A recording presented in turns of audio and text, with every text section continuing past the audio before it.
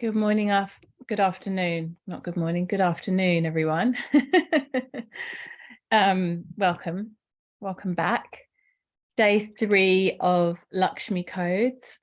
I'm just letting a few more people in, so just bear with me for a moment.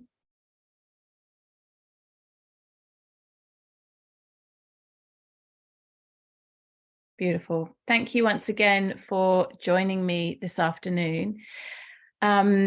I wanted to start, before we dive into the teachings, I just wanted to share with you very briefly about the special offer that we have for those of you who are interested in continuing to work with me. So I have 2 things coming up at the moment. One is that we've just opened today the doors to Bhakti Club, which is my membership portal. And then I also have a training around the Yoga Sutras, specifically Yoga Sutras as they relate to the Divine Feminine, which is coming up in August. And we've bundled them together. Basically, if you join Bhakti Club for a year, you get the Yoga Sutras training for free, which is valued at $500. So it's a pretty good deal. We've also done a really extended payment plan on that, so that because I know that budget is a big consideration for a lot of people at the moment.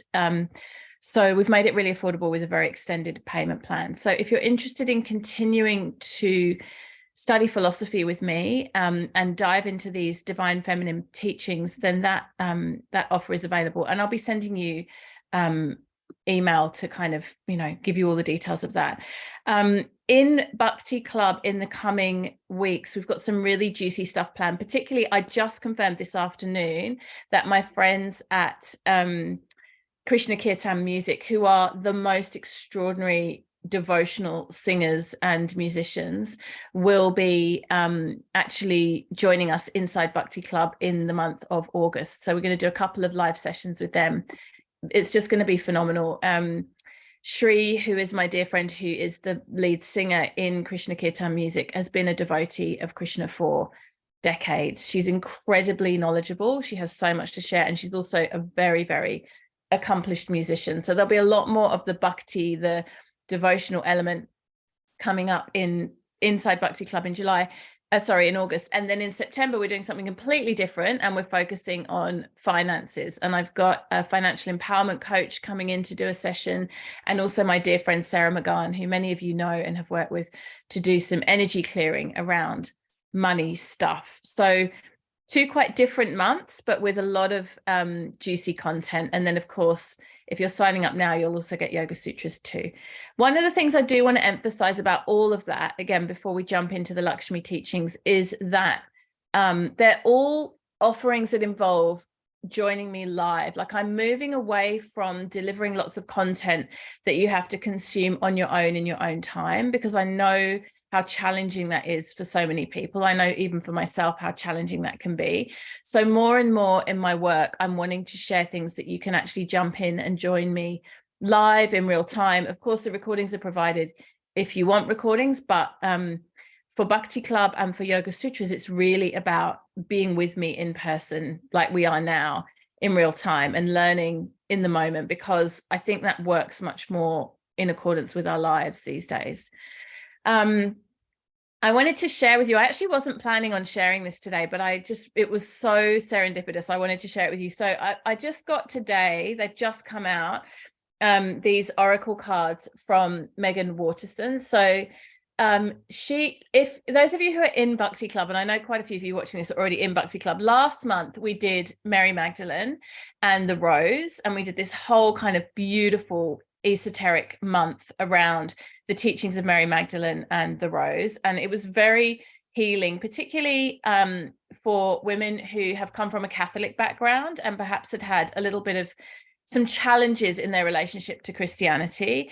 I know that there were several people within Bhakti Club that really got so much from doing the Mary Magdalene teachings. And we used Megan Waterston's book in our book club, which is called Mary Magdalene Revealed. But then these oracle cards just came out, like they literally arrived from Amazon today. I pre-ordered them.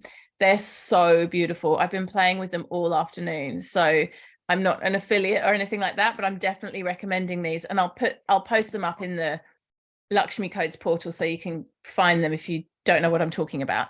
But anyway, today in preparation for this session, I picked a card. I mean, I've been playing with them all afternoon, but I picked one specifically for this final session of Lakshmi codes. And I got this card, which is always hard to see on the screen, but it's a picture of a cathedral, and it says, it's the heart. I carry a cathedral within me. And I just really couldn't think of anything more appropriate for the final session of Lakshmi codes. I was talking yesterday about visiting St. Mary's Cathedral last weekend. We went to the city for the NAIDOC Day celebrations, and we parked underneath the cathedral. There's a big car park there. And we popped into the cathedral. I had all the kids with me as well. We went into the cathedral, and I don't know if you've been to St. Mary's Cathedral in Sydney, but it's so beautiful. It's so, it's so moving. And I love the fact that it's, you know, feminine rather than masculine, like it's for, you know, Mother Mary. Yeah, just such a gorgeous, beautiful space. And actually there was a wedding happening, so it was really beautifully lit, and the organ music was playing, and the flowers, there were lots of beautiful flowers. It was really something special. I was worried that my children would be very noisy, and actually as soon as they walked in through the door, they were all quiet, because it's just, you can't help but be moved and be silent in that space. So that sort of energy has been with me the last few days, and I've been just, in that space of the cathedral and thinking about it. And then I picked this card, so it was really apt. It says at the top, it says love never ends, and then it says I carry a cathedral within me. It's always beautiful when you get those kind of little serendipitous moments. So I thought I would share that with you. Also, just very briefly, we did run a giveaway for somebody to win a bundle of the Bhakti Club and Yoga Sutras, and we picked a winner just now before the call started, and that is Marion Lucence. I might be saying her name incorrectly, and I'm sorry if I am, but Marion, you're the winner. So you get a year of she's just coming into the space right now. Her name just popped up on the screen. She'll get a year in Bhakti Club and the Yoga Sutras training. She's literally just coming in right now, so congratulations to her. Let me just see if she's, Marion, if you can hear us, I was just announcing that you're the winner of the giveaway bundle. So well done, and we're really happy to have you. And thank you to everyone who entered. Okay, all right, let's jump into the teachings for today. So I'm just going to invite you to close your eyes down after all that little bit of announcements and admin, and just come into a centered place. Okay, take a couple of deep breaths.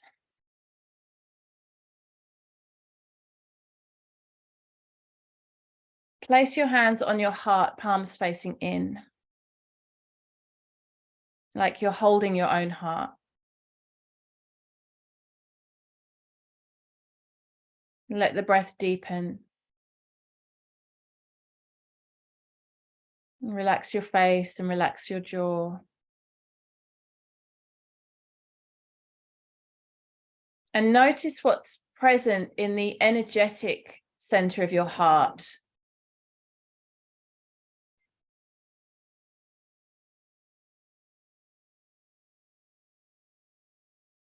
There might be some heaviness. There might be some busyness. Perhaps there is joy. Usually a mixture of many different things. We contain multitudes.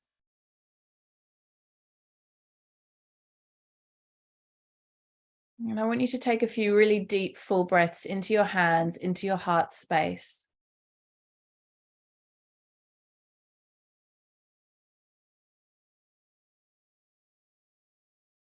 And as you do so, visualize a place of great beauty.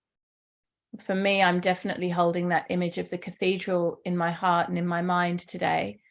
But for you, it might be a place in nature. It could be a temple. It might even be the sanctuary of your own bedroom or your own home.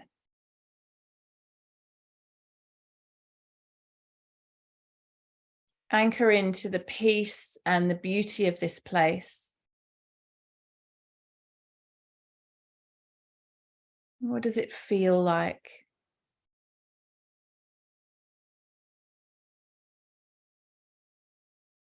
What fragrances are in the air?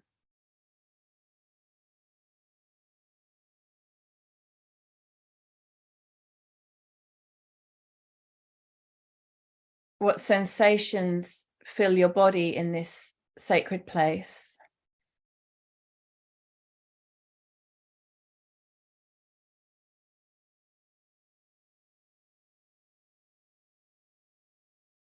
Notice how your mind starts to quieten down, to settle down in the face of great beauty and peace.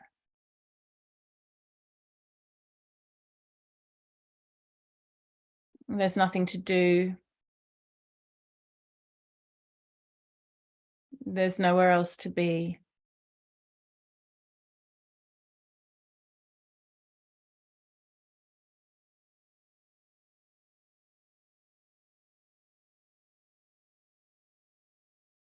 And now I want you to imagine that you're seated in this sacred space, whatever it is, whether you're inside a building, whether you're outside in the natural world. And directly opposite you, sitting, facing you, is a mirror image of yourself, almost as if you were sitting in front of a mirror. But there's something slightly different about this mirror image of you. It's an elevated version of yourself. Start with what you look like. Notice that you're having a really great hair day. Your skin is radiant. You're smiling. You're wearing an outfit, perhaps an outfit that you don't own. It's not in your wardrobe, but it's something spectacular. You look incredible. It might even be an outfit that you normally wouldn't be bold enough to wear. And yet, as you sit here in front of yourself, you look radiant. You're really pulling the whole thing off.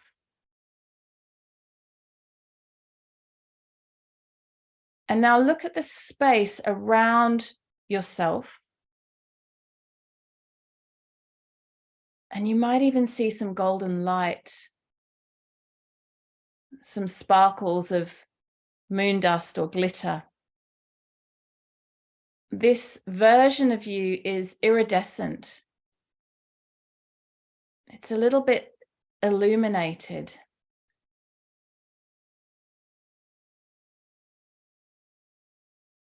Now, with your eyes still closed, still deep inside the visualization, I want you to imagine that you start to have a conversation with this elevated, holy, beautiful, wise, and intelligent version of yourself. And the first thing that you might notice is she's not too serious. She hasn't got a big agenda or lots of lessons that she wants to download. She's just right here with you, hanging out, happy to see you, happy to be in your company.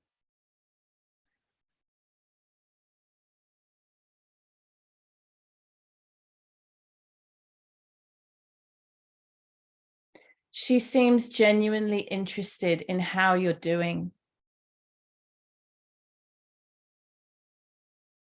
She's concerned for you, for your life and for your choices and for your happiness. She's a slightly kinder, slightly wiser version of you than the one that shows up in your ordinary life. And you can feel the compassion that she has for you, for all of your worldly troubles, challenges, and overwhelms.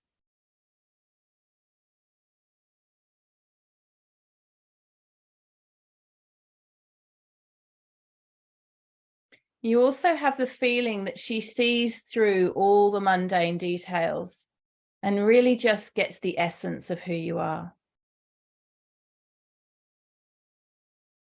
It's as if she can see your soul, and she knows that there is great beauty, great kindness, and great wisdom within you.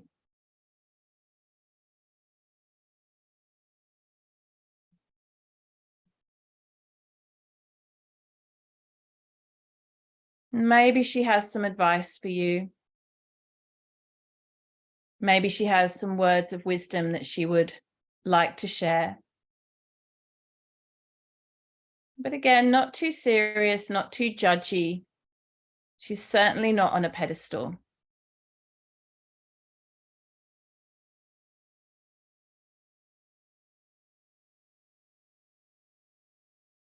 Now, almost like a special effect in a movie, we're going to watch this hologram of ourselves swirl into an energetic presence, like a genie going back into the bottle, and slowly swirl into our own heart center, like a golden light or a puff of smoke. Before our very eyes, the hologram starts to disintegrate, moves around a little, and then swirls into our own heart center. And there she'll stay. In this perfect, beautiful, holy, humorous, well-dressed version of ourselves.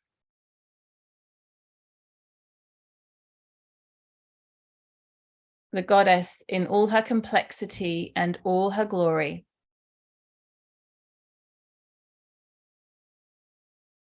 Sitting in your heart center, in your heart space.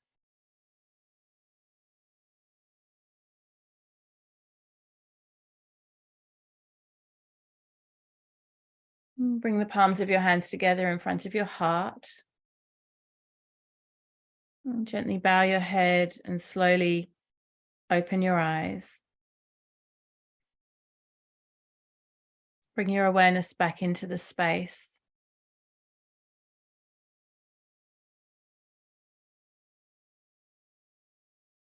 So I wanted to share with you that visualization practice, which is something you can do in your own time, particularly when you're having a moment of self-doubt or low self-esteem. You know, if you're having a day where you're just not feeling good about yourself, this is a beautiful practice to do. It's very potent because it's not asking us to suddenly feel different in ourselves, but rather we create like this hologram or this other version of ourselves, which is so much easier to then imbue with the qualities that we're looking for and call those in, rather than, oh, I have to transform myself, but I don't feel great right now. So that's kind of not so easy.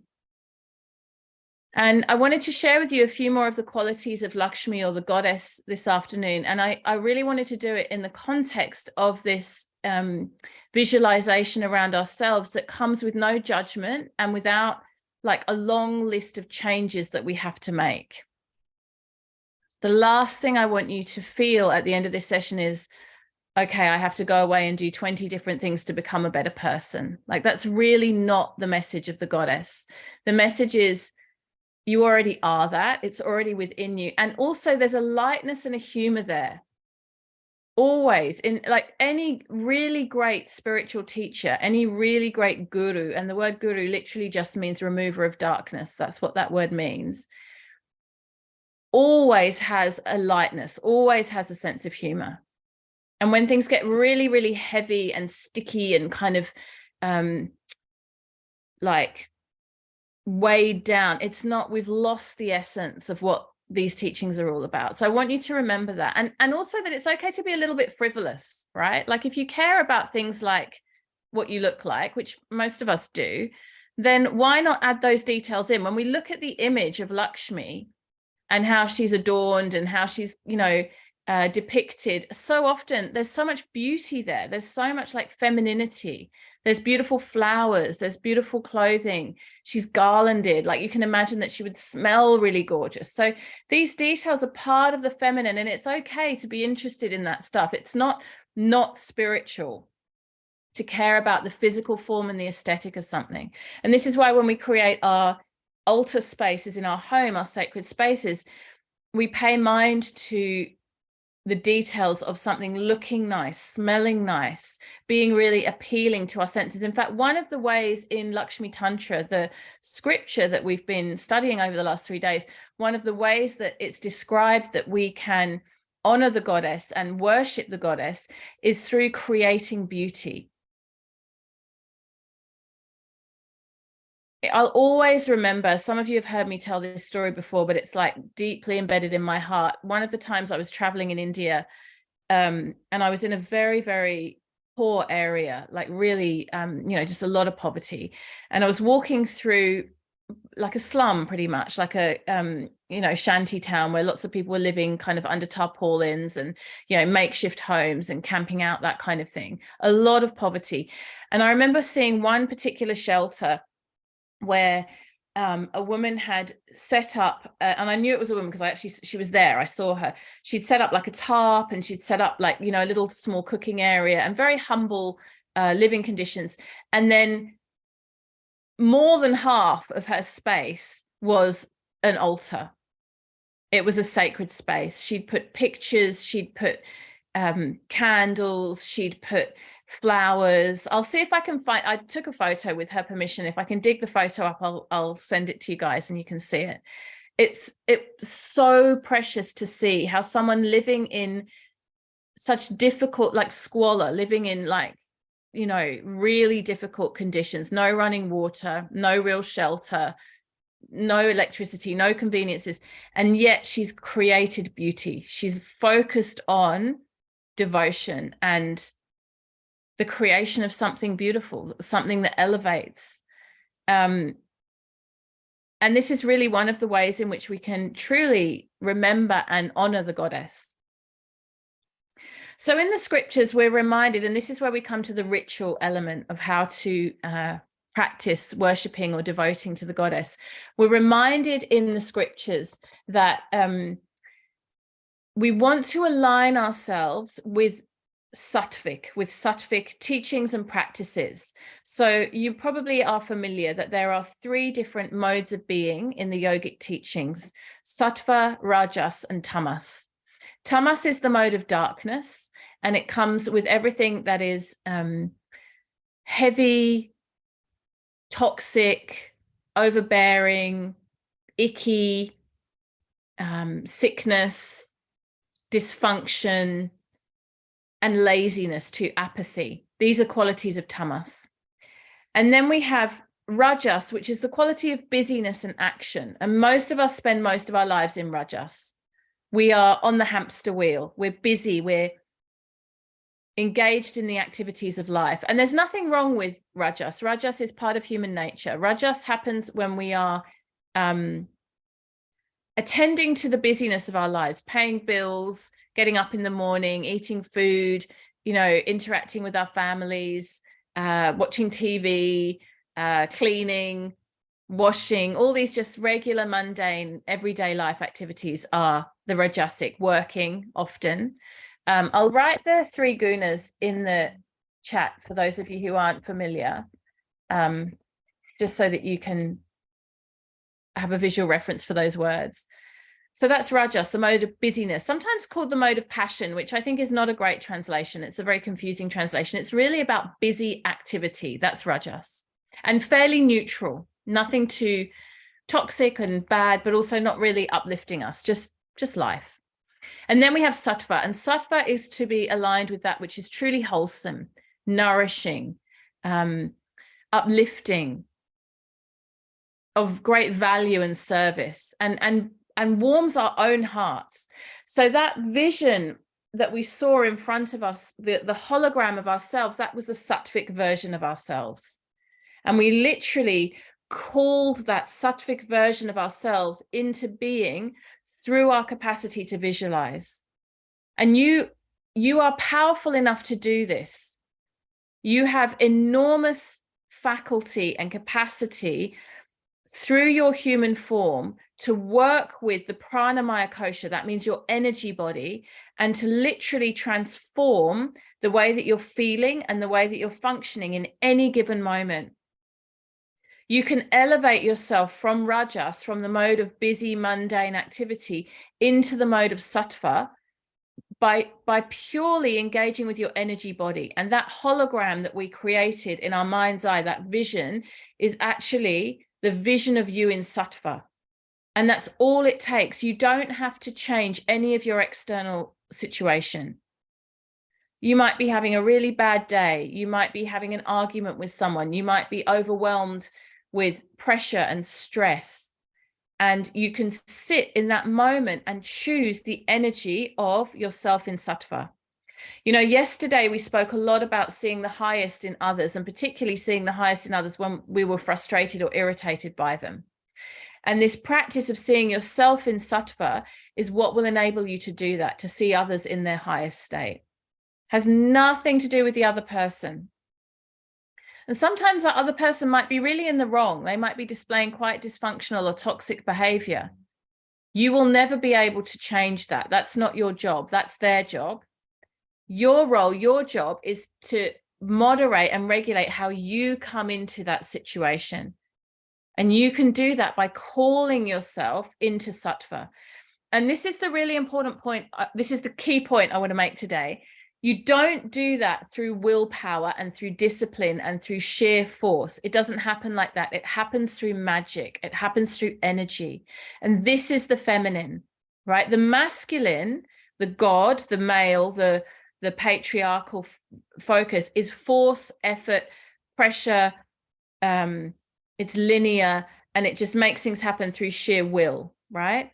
And we need that too. You know, like sometimes, let's say you're doing a really strong exercise regime, right? And you need to, like, you're trying to lift weights or something like that. That's when you need that type of power, right? I'm just pushing and I'm going to do it, and I'm going to run the marathon. I'm going to lift the weights. I'm going to work out in the gym. I don't know why I use that analogy. I've never lifted weights in my life, but you know what I mean, right? And then the feminine, what the feminine does, it's not passive, it's not placid, it's not like, oh, I'm just receiving. That's totally not it. It works with energy. This is why in chapter 3 of Patanjali's Yoga Sutra, we learn about the siddhis, the magical powers. It's all about the feminine. And I'll tell you something so interesting, and we go into this so much more in the Yoga Sutras course. In every translation, in every course I've almost ever done, apart from Nishala Devi, who's an exception to this, but almost every teacher focuses on chapter 1, chapter 2 of the Yoga Sutras. And it's all the masculine teachings. Do this, do that, live like this, live like that. Don't lie, don't steal, be kind, don't be greedy. Rules, rules, rules, do, right? Masculine, masculine, masculine. Sadhana, get up at 4 o'clock in the morning, do your meditation, do your pranayama, okay? Beautiful. It's needed. It's part of our discipline. It's part of the teachings. And then we get to chapter 3, and all of the teachers leave it out. Stop teaching. I've even heard teachers say, in India, you know, like scholarly learned teachers, oh, I don't teach chapter 3 to the Westerners because they don't understand it. It's too esoteric. It's too out there for them, right? And chapter 3 is the teachings of the divine feminine. It's where you learn how to use your prana, your life force, your energy to create magic. And all kinds of things can happen in that place. Patanjali lists them. I mean, there's so many examples. Again, we go into this in Yoga Sutra course, but for example, I'll give you one example. He says, through learning how to utilize prana, you can expand your energy field and you can make yourself more charismatic, more magnetic. You can literally draw people into your energy field. You can become charming. And then he also says you can do the opposite. You can make yourself, your energy, very small and condensed. And what we would call that is boundaries. You know, when you don't want to be allowing lots of people in, you actually want to be in a really clear container. Like, let's say you've got to go to a meeting that you know is going to be quite confrontational, or a family gathering where you know there's going to be an argument, and you actually want to really protect your energy. It's all done in the pranamaya kosha, the energy body. And so many other things. This is just like the tip of the iceberg. When we align ourselves with the sattvic version of who we are, with the wholesome, pure, energetic presence of our potential, it's all energy. None of it's about willpower. So let me give you a really practical example, right? I am frustrated with one of my children because they're not, let me think. Okay, like really slow to get ready in the morning and leave the house. That's a classic. And we're late for school, right? And so the Rajasic part of me, which is the busy, just on the hamster wheel everyday person, is like, hurry up, put your shoes on, come on, we've got to go, like it's time, we're going to be late, right? That's Rajas, just being a mum, being in life. Then it's really easy, as I get more and more frustrated, for the masculine to come in and start making threats, consequences, getting angry, getting frustrated. This has to be done. And I'm becoming more like domineering. What does sattva do? What does the energy do? What does the prana body do? It just softens. It remembers. This is just a 7-year-old child. He's doing his best. He's daydreaming. It's okay. The sattvic, energetically present part of me as a mum just gets down on the floor, helps my kid put his shoes on, gives him a hug, lets us be 2 minutes late, softens. Probably actually, and this is something I've really noticed in my life, actually gets things done more efficiently, is the irony. Because we're not spinning the wheels with stress. We're just dropping into, okay, here's the moment. This is what it's requiring. Let me just slow down and soften here. Let me engage with the energy exchange here so that everyone can go to school and go about their day peacefully. And we can do this with ourselves. You know, when you're confronted with a long list of things to do or an overwhelming work day or whatever it might be, can we just take a moment to drop into the energy of the truth of who we really are and come at our tasks, come at our lives from that place? And actually, a really big part of that is the belief that you have the capacity to change your own energy and to work with energy. And a lot of us don't, because we've been taught that, well, because we've been raised in patriarchal society and we've been taught that the magical element isn't, it's not brought out in us. It's not part of our culture. This is why the Mary Magdalene teachings are so powerful, because many of us were raised Christian. And if you weren't raised Christian, you were probably at least raised within a Judeo-Christian background. Like it might not have been active Christianity, but probably a Christian backdrop. That's our culture. And so when we come to the teachings of Mary Magdalene, she's the divine feminine within the Christian teachings. And the invitation there is to work with the magic. You know, we studied this a lot last month in Bhakti Club, the idea that she was the first person there when Jesus rose from the dead. I don't think that was a coincidence. She had access to the magical element of the teachings, the energetic element of the teachings. And so how can we as individual women just get back in touch with that? Just remind ourselves of that. One of the very powerful first steps is just to believe it's possible. To not talk yourself out of it, to not say, oh, it's hocus pocus, or it's weird, or it's woo-woo, or I don't really know, or I think I can feel something, but I'm not sure. What if you just believed that you were totally capable of visualizing a hologram version of yourself in front of you and becoming that elevated version of yourself through your own capacity of altered perception, through working with the energy body? And if you really believed that that were possible, it would become possible. So let's talk about some of the really practical, having given that context, that sort of magical context, let's talk about some of the really practical ways that we can do that. And these are directly from scripture. These come from Lakshmi Tantra. So these aren't my suggestions. These aren't my ideas. These are direct from scripture. How do we get closer to the goddess? How do we increase this magic in our lives? Number one, through the practice of austerity, discipline. Saying that you'll do something and then following through and doing it. Because when we do that, we build trust in ourselves. And I'll give you a clue here. This is from me. This isn't from scripture, but this has helped me so much.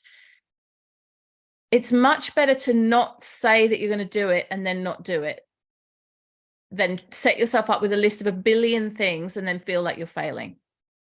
In other words, choose your commitments really carefully.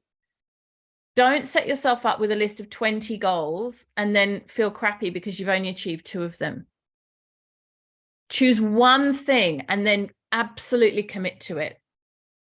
You know, maybe you want to drink a green smoothie every day and get up at 4 o'clock in the morning and meditate and write in your journal for half an hour and do 20 minutes of asana practice and blah, blah, blah, blah, blah. Choose one of those things and just do that, but with absolute commitment, with resolve. And then slowly, it's a micro habit. Slowly, as you've done that one thing, then you can add another, and your capacity to trust yourself gets stronger and stronger and stronger. But when we choose too many things, we let ourselves down and then we give up completely. So a little bit of austerity, a little bit of discipline. This is a method, according to scripture, of devotion to the goddess. Another one, and this is what the scripture says literally, is planting seeds. So I think we can take this literally. We can say, okay, physically planting seeds in the ground, like actually growing things. And we can also think about it in terms of the energetics. What seeds are we planting in our own hearts and minds? Because we know that the seeds that we plant will grow. They'll come to fruition. So open for interpretation. Lakshmi Tantra says, plant seeds. You can think about that in whatever way appeals to you. Like what, you know, there's different ways to interpret that. Next, meditation. Particularly meditation on the form of the goddess. So we've spoken about this on days 1 and 2. You know, what images bring you towards enlightenment? What images inspire you? What images uplift you? Focus on those, visualize those, see those in your mind's eye. And you might even want to add in the practice of seeing yourself in that way. It's a very, very potent practice to deliberately and consciously visualize yourself in your most elevated form, because most of us spend a lot of our time seeing ourselves in the other way, the opposite way, imagining that we don't look very good, or we're not very smart, or we didn't say the right thing. How incredibly powerful to flip that on its head and make a practice of imagining and amplifying ourselves to be as incredible as a goddess. There's nothing egotistical about this. This is a potent practice to expand your pranic capacity. Number 4, deep listening, which in Sanskrit is nada. Again, like planting seeds, deep listening can be interpreted in many different ways. Traditionally, nada means to listen to the sound vibration of Sanskrit mantra. So one of the ways that we can interpret this one is to listen to the Lakshmi mantra, or to listen to mantra in general. And you've probably found it already, but on the Lakshmi Codes website page that you've all got access to, where these recordings are, is a playlist which contains many different versions of Lakshmi mantra for you to listen to. So deep listening, listening with attention. But of course, we can also interpret this in other ways. It could mean deep listening when we're in conversation with someone, paying attention. Deep listening when we're reading scripture or the teachings. Like planting seeds, deep listening is open to a multifaceted interpretation. 2 more. The next one is engage with your responsibilities. And I love this one because it really comes back to the idea that Lakshmi is a manifestation of the goddess who's in the world and in our lives. Remember, I talked about this on day 1, that Lakshmi isn't about transcending. And this is why, for me personally, at this time in my life with lots of children and work and busyness, she's like the perfect form of the divine. Engage with your responsibilities. This is a ritual for worshiping the goddess. Isn't that just so beautiful? Don't try to get out of it. Don't try to elevate beyond it. Don't feel frustrated that you don't have enough time for your sadhana, your practices. Just engage with the responsibilities that you've been given. fold the laundry, make the dinner, drive your car, put the baby to sleep, do your work, and do it as an offering, do it as an act of service, do it with love, do it with joy, feed your animals, grow your garden, engage with your responsibilities. And then the final one, and this one I love, I mean, I love them all, but this one is so beautiful. Treat women of all species well. We cannot elevate the goddess. We cannot be in relationship with the goddess until all women are treated well. And that includes, and it specifically says in scripture, all species. So I find that very interesting from an animal rights point of view. And those of you who know me know that, you know, I'm a vegetarian and I'm very engaged with animal rights. And I really feel that particularly the way that female species are treated in, for example, factory farms is part of the story around healing the goddess wound. So like, where does the milk that you're drinking come from? If it's cow's milk, it's probably been taken from a cow. That milk was made for her babies. It wasn't made for you to consume. So if you really want to treat female species well, you're probably not going to drink the milk from another species that was created for her baby. Or eat pork from a pig that was kept in a sow stall and unable to turn around.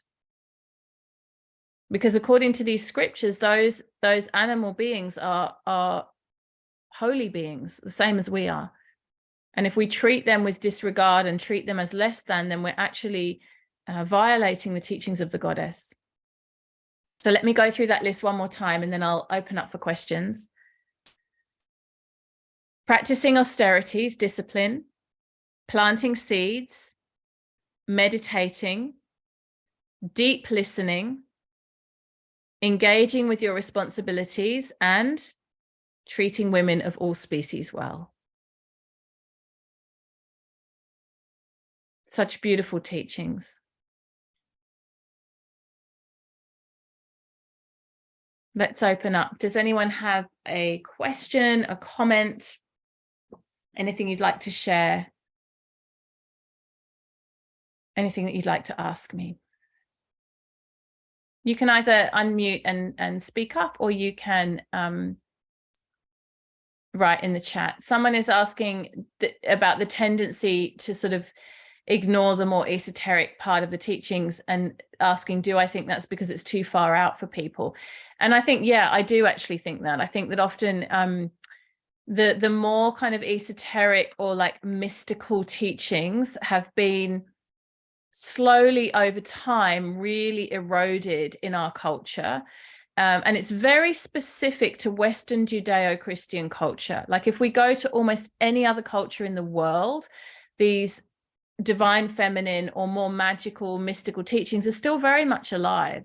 Even if we go back a couple of generations, actually, we can often find them as really like a very normal part of everyday life. Like, let me give you an example. My partner is Lebanese, and his parents are like very straight up, they're Christian Lebanese. Like, I don't think of them as particularly like hippies or like esoteric people, or, you know, they're immigrants. They've worked really, really hard to raise a family in Australia. They're pretty like straight up, down to earth people. But they're older, so his father is in his 80s, and there's a really, I think, really out there practice that his dad does, which is about warming up mercury, like the metal, I don't even know if it's a compound, I'm not a scientist, but whatever mercury is, and then looking at the way mercury, almost like reading tea leaves, right? You know how sometimes people read tea leaves? They warm up the mercury and then they place it somehow and look at the way that it's fallen or the way that it's positioned, and do like a reading about someone's health or future or finances or something, according to this, like the way that this particular metal compound heats up and then solidifies. Like, that's out there. Come on, that's like totally like wacky. But it's part of their culture and their ancestry, and something that's been done for like hundreds of years and was passed on by his grandfather to his father to him. And and is accepted as ordinary because it's just been done for so long. And these are the things that so, like within our Western culture, so much of this type of stuff is lost. The normal stuff that is so wacky and so weird, that's just been eroded by the church, by the patriarchy, by our culture, by capitalism. I mean, the list is pretty much endless of what's happened to make these things become less and less part of who we are, but to the point now where we just don't even trust ourselves anymore to feel into magic or to feel into energy on any level. It's also our education system and the way that we're conditioned to be very scientific in our approach and analysis oriented. And I'm not saying that that's not, like, there's a beautiful place for that. That's really important and powerful too. But we need both. Most of the people who've ever made really big discoveries in science or art or any kind of discipline have also had a little bit of madness, a little bit of eccentricity, a little bit of a vision beyond, you know, the average way that most people think. Let me go back to the questions before I get too excited and ranty. How can Lakshmi be related to pregnancy and birth? Yeah, that's a good question. Actually, Lakshmi is not really a goddess that has that much to do with the realm of like pregnancy and birthing. That's not really her area. She's more like, she's not really divine mother. She's more like divine, the archetype of the busyness of our lives, which, you know, most mothers are pretty busy. So, I mean, there's relevance in that regard, but there are other deities that are more specifically around like pregnancy, birthing, that type of thing. Yeah, the Shakti is definitely part of that, which is like our innate kind of nature.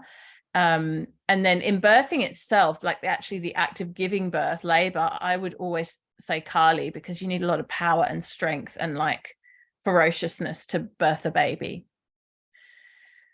Thoughts on the middle path? It keeps coming to my attention, my contemplation. Yeah, so middle path is very much a Buddhist teaching. The idea of sort of, yeah, the middle path was a teaching of the Buddha. I mean, gosh, there's so many things I could say about this. My personal feeling is that we live in a society and a culture that is way out of balance. And in order to come back into balance, there is a little bit of fire required.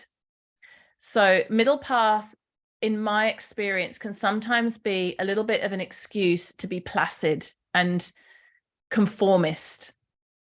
And I wonder if that's the most helpful approach. I feel like we need a little bit more radicalization than that. Maybe that's just my own personal perspective, but I'm not saying middle path isn't appropriate and isn't a beautiful teaching, because it is, but I see it often used as a kind of way to sort of say, be quiet, subdue yourself. You're being a little bit too, you know, out there, loud, counterculture, whatever it might be. So just watch for that would be my words of warning around that.